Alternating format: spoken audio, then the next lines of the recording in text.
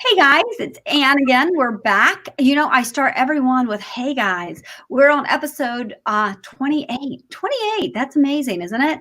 So today we have Jerry from BNI, Jerry Schwartz from BNI. It's really appropriate since this morning I had my BNI group down here in Severna Park, Maryland. And I do the Thursday morning BNI at not libations. What is it? Romulo's. So it's kind of appropriate that I should have Jerry on today. Also, I have really big news. I want to let you know that we put up our first podcast yesterday. It was the very first episode we did with Karima, and it's not on iTunes yet, but it is on our website. So if you go over there, you can check that out. You can listen to us while you're driving to work or wherever you do drive these days, because looks like things are going to be opening again. So that's a good thing. But they're not opening fully. So what we're going to talk about today is networking during this time where there's so much social distancing. Before we start, though, I do want to go on my beggar's box again, and please ask that you put out my hat and ask that you make donations to burgersandbands.org. It's super important. We are not going to be able to fund most of our grants this year, and I think now more than ever, mental health is important, especially in our children, because I think they are struggling in a way that we're not all giving them credit for. So I want to make sure that we're helping out the schools so that they can help out the students. I think now more than ever, it's really important that we're able to give these grants and help the schools. So if you can donate at burgersandbands.org, we'd really appreciate that. And finally, we're on YouTube today. We're on Twitter and we're on Facebook, and we're all on all of them live. If you could go over and subscribe at YouTube, that would help me out. I've been stuck at 460 for days and days and days, and I really would like to get to 500. So help me out there. It's pretty easy. YouTube.com/BrennanAnnie. And that's, by the way, how you can find me just about anywhere, Brennan Annie. So we have a comment before we even get started. Peg is on here saying good morning, Jerry. So glad to see you, Peg, or hear about you. Yeah. Hi, Ann. How are you today? I'm good, Jerry. How are you doing? Fantastic. Yeah, it's a beautiful day. Yes, finally. Yeah, we exactly. might be actually into summer. Who knows? It would be nice. It would be nice. We can all dream. So tell us, I learned a secret about, not a secret, but I learned something about you this week that I didn't know, that you used to also be part of the Montgomery County BNI. Mm-hmm. So tell me a little bit about your history and how you got started in BNI. Well, it's actually kind of an interesting story about being in the right place at the right time. A previous business I was in many lives ago, I had somebody that I was connected with, Don Morgan, and he ended up being the national director for BNI in Canada. He was telling me about it, and it was kind of one of those right timing things where I was looking for what is my next step. And he told me about BNI. It really wasn't in the Baltimore area yet. And I thought at the time, this will never work, but hey, you know what? Don's a good guy. Let me see if I can help him get something started here. Well, after going to one of our national conferences and meeting some other people and seeing all of a sudden the concept, I realized this was going to be pretty phenomenal. Being as a franchise, so Don and I bought the region, kind of like the region that I have right now, which is half of Maryland, and I eventually bought that out from him. But then I also bought the other region in Maryland and Washington, D.C., and I even had a little part of Pennsylvania. So about 6 or 7 years ago, I sold off the D.C., and then I sold off the other half of Maryland and that little part of Pennsylvania. And now I'm in my nice little area that I love. That's awesome. Before we go much further, I do want to say something. The coolest thing about StreamYard, which is what we're using here, is that people can comment, they can ask us questions, and we can answer them right online, right here live. And you're, a great resource for people. You've got a lot of experience in this networking thing. So do you think right now that networking is still effective? Well, it's actually probably more effective now than ever. I think people aren't realizing the power of having these Zoom meetings or the other type of conferences wherever you can be, because you have to have that connection. We can't be face-to-face with anybody anymore in person. So you need to be part of, if it's not BNI, any type of networking group. There's a lot of organizations, even chambers are having some virtual networking happy hours. You need to get out there. It's still important to be face-to-face with everybody, because unless you're face-to-face, making that phone call it's almost cold. There's 1,000 people making phone calls. But if you're part of a select group, such as BNI or any, really qualified referral group, now all of a sudden you have people that are your advocates. The other half of that also is some of us are having much more challenges than others. Wouldn't it be great to have a group of people that you can rely on that can really help you get you through this troubling time? Absolutely. And, I some people think I'm mean when I say this, but I say it all the time. I say it to my clients. I say it to my friends. You're forgettable. Jerry, even you are forgettable, right? Nah, not me. I say that about myself too. I'm like, except for me. Yes, right? exactly. But we are forgettable. And you will appreciate this. I had somebody who has been a referral partner for a long time, but I haven't seen them for a while. I haven't done a one-to-one with them. And we moved into this new house, and my husband, a year ago, I said, I've got too much on my plate. I'm giving you all our finances. You're completely in charge of all the decisions at home. There you go. And he made an appointment with ADT. That's the security system. And one of my referral partners called me and said, hey, I know you just moved into this house, and I would like to know if you could, have me come in and give you a quote. And I thought, oh my God, I totally forgot him. But if you're not networking, if you're not getting out there, you're not being seen, you are forgettable. So if you're, right now more than ever, right? Right now. And if I could just brag for a quick moment, and it's not bragging about me, by the way, it's bragging about my BNI members. April was our first full month of doing things online. And just in my small region, we passed over $2 million worth of business to each other. So it's still out there. It's still working. Oh yeah, absolutely. Absolutely. I totally believe it. I want to put John Maggio up. He says, love you, Jerry Schwartz. I'm locked up in the MBX event this AM, and I'll watch the replay later. But he says, all I can say is BNI works. Love you too, John. No, it really does work. It's pretty amazing. And I want to put Peg up here again. She says, we are all forgettable. We are all forgettable. That's something, man. When you accept that fact, then you're like, oh my goodness, I am going out there to network. Anyway, all right. So let's talk about maximizing your exposure. How can people maximize their exposure? Well, if a lot of us are stuck at home, our offices in our homes now, sometimes they're on the kitchen table. Sometimes you have to find that space in your corner if you haven't had a home office in the past. So maximizing your exposure is really getting out there. If you're part of a BNI chapter, you can visit other ones. But if you're part of other networking groups, what other groups do they have in their organization? What are the chambers doing? Follow the chambers. And, it's interesting. Link Annapolis and Link Chesapeake with our good friends from Able Spark, who put those on it's like every 2 weeks. There's a different one that they have. Yeah. This is a great way to be able to meet a lot of people. And they were able to put you in breakout rooms. So for those of you that have always been cautious, you go to those big networking events and there's hundreds of people there and you stand in the corner and you don't really know anybody and it feels really awkward. This is actually so cool now, because now you can be able to just kind of have a smaller, close people. They put it into groups of people. They put it into little breakout rooms.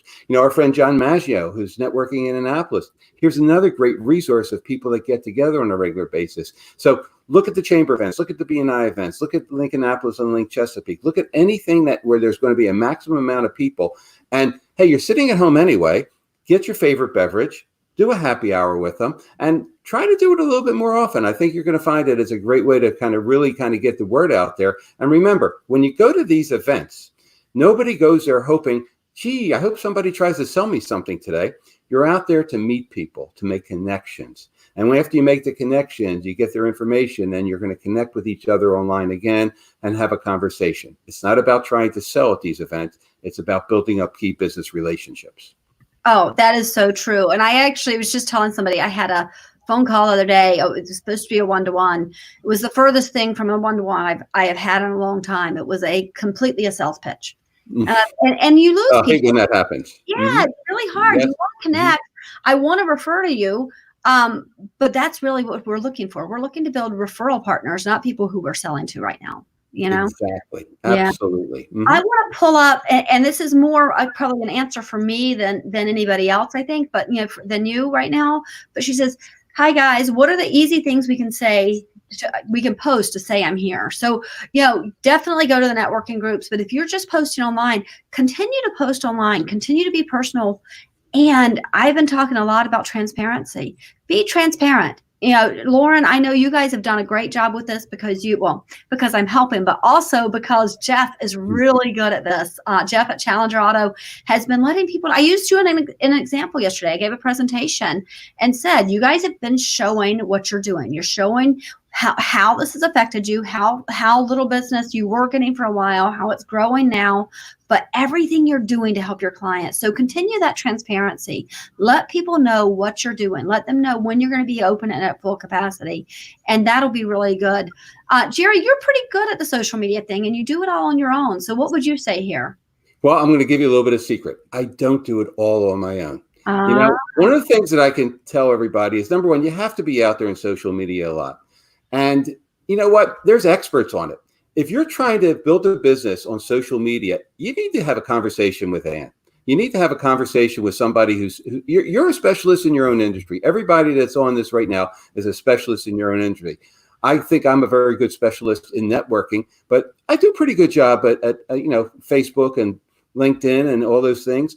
But I do have somebody that helps me with my regular posting because, number one, it's time consuming, which means that takes a lot of time out of my busy day. And number two, I can tell you that the difference when I used to do it completely by myself and the professionalism of some of my posts these days, yeah, that's a big difference. So if you're trying to do it on your own, get a hold of Ann. Awesome. Thanks. Hey, actually, Jerry, I'm going to pull Gavin Palmer up here a minute. Hey, Gavin. So Gavin is from Jamaica. And it just occurred to me, and actually he was our driver. He was our tour guide. He showed us Jamaica in a wonderful way. So are there chapters? Where else are there chapters? Well, we're actually in 75 countries. We have about 9,000 BNI chapters around the world. If anybody actually anywhere in the world would like to find a BNI chapter, I can actually make the connection for them. I'm more than happy to do that. In Jamaica, I'm not positive if there's chapters in Jamaica. I know there was some in Bermuda. I know there was some in some of the islands, definitely Puerto Rico, of course, but I'm not positive about that particular area. But if anybody's interested, just get a hold of me. I'll be happy to help them. Awesome. And I want to remind people that you can, if you're on here and you're listening to us and you want to put your information in the comments and let people know how they can get in touch with you, Gavin, let people know when you come to Jamaica, how are they going to find you so that you can give them the wonderful tour that you gave us. So, Jerry, let's go on. Let's talk about building a strong referral base because that is so important.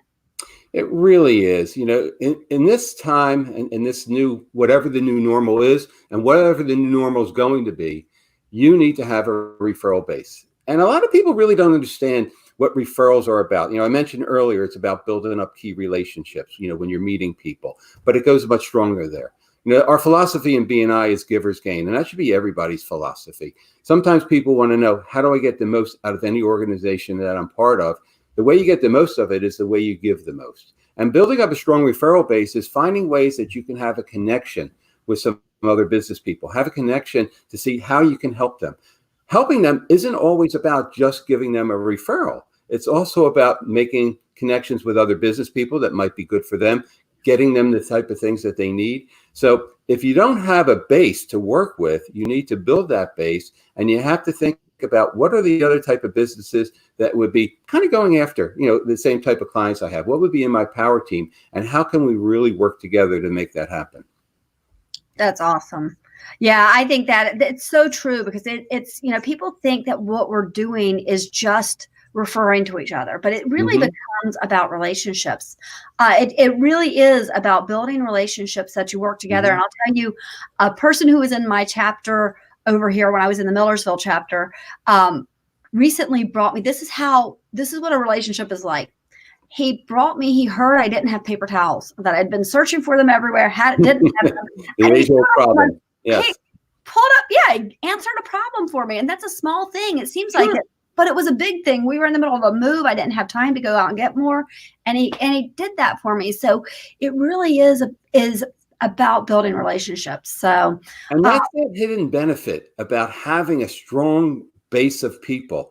that person you're talking about truly believes in giver's gain. They're not doing it for any type. They don't think they're going to get a referral from you because of it. They don't think there's anything coming. You had a need. And I find that so many times in BNI chapters, especially I've been hearing stories a lot, how certain members have been helping other members who have been having challenges and working together. I just think that's amazing. That just is so exciting for me. Yeah, it really is. It really is. So it's, anyway. Hey, I want to remind, John just said something that, let me remind everybody of this. John started a watch party in the network in Indianapolis. Mm-hmm. Please do start a watch party. If you guys hit share, one of the options that will come up is start a watch party. That helps us a lot because right now we're trying to get some national and international coverage for this because we want to bring in small businesses from all over the world to be interviewed so we can help small businesses everywhere survive this and then go on to thrive in the future. So Kurt Jackson's just given his shameless plug. He does that every day. I love it that he does it. Kurt, thank you for that. And John, thank you for starting a watch party. Actually, Jerry, I'm going to tell you after this, please go back and start a watch party on your own because that will help me a lot. So absolutely. We'll definitely do that. Yep. Mm-hmm. Yeah. All right. Let's talk about Zoom etiquette because this is one of my new pet peeves. Oh my goodness. I've been on so many Zoom calls where people, I think it's part of the media. And I'm going to start with the media before I get back to the Zoom calls. I see no reason why, if I'm watching a news show, and of course they're all broadcasting from their home, why are they wearing T-shirts? They were wearing a suit and tie when they were in the office, when they were in their studio. Why are they wearing a T-shirt or a sweatshirt online? You only get one chance to make a first impression. It's so true here right now as well. I've gone on to so many meetings, Zoom meetings, chamber events, and you see people that, did you comb your hair today? Why are you wearing, I would never be on a Zoom call with anybody that's a prospective person without having a tie on. That's just my dress uniform. That's what I would wear to a regular meeting. If you don't wear a tie to a regular meeting, you don't have to, but you probably wear a collared shirt. You might even wear a sport jacket. Exactly. For women, however you normally dress, if you were going to be out in public, you should be dressing that way in there because I will tell you that we talked about just building up relationships. Well, guess what? Do you want to build up a relationship with somebody who you don't deem as professional? And if you're not dressed properly, guess what? You're not giving that right impression to each other. Exactly. It's also as far as making sure you have the right background. Now on Zoom, what I like about Zoom is because I could do a virtual background, and depending on what type of a meeting I'm having, I can have a nice professional background without having to see the mess in my office. One of the things that I like to do if I'm doing a presentation, sort of like this, is I like to have just something that's a nice background, but I also like to be able to stand up. I'm standing up right now. The reason that I like that is because I'm one of those people that like to talk with my hands. No matter what, I talk with my hands. So if I was sitting down right now, I'm like this. I'm talking with my hands, and my hands are in my face. At least right now, it looks a little bit more normal. But I think you have to understand if you're presenting to somebody, especially if you have a big presentation in front of a company, make sure you can set your laptop up so it's there. Adjust it. Don't have it where you're down here or up here or come in there. Right. Make sure that you're kind of in that right spot. Adjust yourself so you're in a good spot so you don't have any glare. But it's all part of the etiquette is making sure that you present yourself in the most professional manner. And I see, unfortunately, too many people kind of forgetting about that. And if anybody knows any of the newscasters, tell them I said that also. Yeah. I think that's a good point. And then the other thing is, for presentations, when somebody's giving you a presentation, when somebody's come on, they're giving their time, right? And they're there. What I'm seeing too often is that as soon as the person starts talking, they're zoning out and they're over here typing or they're looking at something and they're not engaging. And my son, I don't know if you know this, Jerry, my son's a little rock and roll star. He's in a band. I do know that actually. Yes. Mm-hmm. So, and when we do this, and actually, somebody just said they recommend let me put that up there real quick. I'm going to go back to my thought, but he said he recommends a headset. Mm-hmm. And Andrew, we're without headsets today because I had a technical difficulty, which was not good, made me mad. But I, by the way, use something called, it's one of these blue speakers. And these things are great. It's just that it plugs right into the USB port, and it really makes such a difference. So you do need something. If you don't want to use a headset, have like an external speaker. Exactly. So I want to go. So my son, he's a Mm-hmm. rock and roll star, and he's got the cutest little band called Z Band. And when they play, it all is based on the audience, right? Mm-hmm. The Yes. audience sucks. I mean, like they played for Good Charlotte. They opened for Good Charlotte, which was the coolest Wow. thing. But That's when really cool. it Yeah. was really cool. But there wasn't much of an audience. Mm-hmm. And so they pretty much stunk it up, you Mm-hmm. know. But if they have a good audience, oh my gosh, they blow it out of the water. And the Sure. same thing goes for your presentations. When Mm-hmm. somebody is presenting to you, so we're going to talk about presentations in a minute, but when someone's Mm-hmm. presenting to you, the proper etiquette is to pay attention and to, Mm-hmm. to nod along or to, clap if you think you should, but to show some sort of enthusiasm to encourage them to do the same thing. Oh, I totally agree. And you know what? On a Zoom call, or if you, whatever platform you're using, if you can't pay attention, some of these things are an hour long. You can't just keep staring, smiling the whole time. Turn your camera off. So one of the fun things that I do, by the way, because we have our executive directors, my counterparts around the country, and we have a couple calls a week. And so every once in a while, I'll shut off my camera and I'll just start scrolling through. And I'll take pictures of people who are not paying attention and looking around, and I text it to them during the meeting. I said, shut off your camera if you're going to look like this, just for kind of a fun thing. But you know what? You're right. Don't just like all of a sudden Ant's talking and I'm looking over this way, or I'm focused down, or looking down or doing something. So absolutely, that's all part of the etiquette. If you're going to be part of any type of platform that you're going to be online, make sure you do it right. Absolutely. All right, Jerry, help us with maximizing our presentations, because it is harder. I don't have the people in front of me. So how do I maximize that? Well, I think one of the most difficult things about doing presentations online is, and just like you said with your son, every time that you're doing a presentation, you're performing, whether you're a band like Ann's son or myself doing a presentation in front of a group of people. Here's the difficult part. Right now, I'm just looking at myself. I think I look okay. I think I'm sounding all right, but I have no idea. When I can do a presentation in front of a group of people, you have a reaction. You can feel that. So it's so important to understand that, number one, you got to get that out of your mind. And the other difficulty is if you have one of those Zoom things where you have all these faces on there and everything else, where you see everybody, don't keep staring at them, because guess what? You're going to get so distracted and you're going to kind of lose your thoughts. So number one is stay focused. We talked about standing up sometimes for presentations, or at least making sure you're presenting yourself well. PowerPoints are extremely valuable in these type of situations because they can help keep the flow of a meeting. In BNI, we have an agenda, a PowerPoint agenda for every meeting. And even for the people who do spotlight presentations, we can encourage them to do that. But here's the other problem. Some people think a PowerPoint is a presentation that they're supposed to read. A PowerPoint is supposed to be key points, just to kind of keep the audience engaged, a few fun pictures on there as well, and being able to work it through. So think about this. If you're going to do a presentation in front of a group of people, live and in person, it should be the same exact way, whether you're on a Zoom. Don't just assume, that everybody is like, not interested in you. I can tell you the first time that I started doing webinars, and that was before the Zoom, we had some other type of webinars, and I'm just speaking to a blank screen. It was like, wow, I have no clue what the reaction is and how things are progressing. So make sure you realize that, there's people out there. It's how you present yourself. It's how you focus, how you speak clearly, how you make sure the PowerPoint is just some key figures in there. If you're going to use a PowerPoint, if you're not going to use a PowerPoint, make sure you're able to enunciate and pronounce everything properly for yourself. Yeah. And rehearse. Yes, absolutely. Make sure if you're not real familiar with the pieces of the puzzle, yes, make sure you know exactly what you're talking about. If you have the PowerPoint up there, by the way, and some people aren't really familiar with how to do PowerPoints and all, there's a lot of people out there that can help you do PowerPoints and would probably help you do a PowerPoint. Right. But you can also have a note section on there that only you see. So you can either have note cards on your laptop, which I do sometimes. If I know I'm going to be talking about certain points, sometimes I'll have a little note cards on my laptop just so I can kind of refer to them.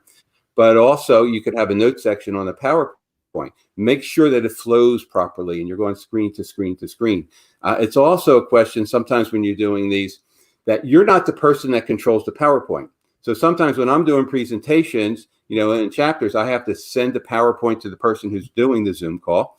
And then you have to have your signals. And signals are simple as the next slide, but you also have to make sure that the person understands how to do that so that they don't go 3 slides ahead of time. And then you kind of get all mixed up. Right. Exactly. So the other thing, yesterday I sat in on a presentation. It was really interesting. It was a 10-minute presentation from in a BNI group, but he did something that I've not seen anybody do. And I think you could put this into any group you belong to. He went through, he did the slides, and then he says, oh, and I have a handout. And he said, so I'm going to email it to all of you. And afterwards he did. And in his case, he emailed us. It was basically his whole presentation was, who are the specific people in each industry that I really need for my business, referral wise. And he sent us that. And now I have it. It's on my desk. I printed it out. I'm like, this is awesome, because now I know who to refer on.